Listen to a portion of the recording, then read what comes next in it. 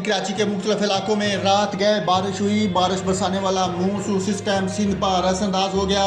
कराची में आज से मंगल तक तेज बारिश का इम्कान है।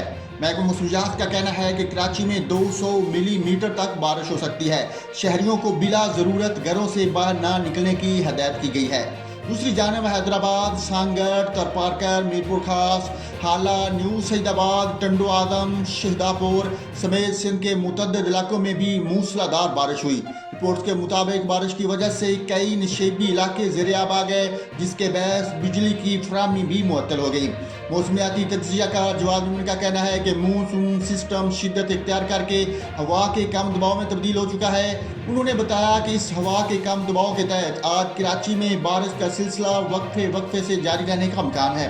मौसमियाती तज्ज़ियाकार ने बताया कि आज शाम या रात से 25 जुलाई की रात तक बारिश में मज़ीद शिद्दत आ सकती है। जवाद मोमिन ने बताया कि सिस्टम के असरात 27 या 28 जुलाई तक हल्की सी मुअत्तल बारिश की सूरत में रहेंगे।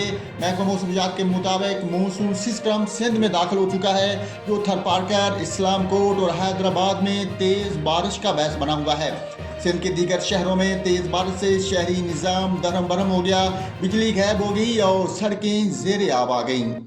ताज़ा तरीन वीडियोस के लिए चैनल को सब्सक्राइब करके बेल आइकन और ऑल नोटिफिकेशन पर क्लिक करें ताकि आपको मिले हर खबर सबसे पहले।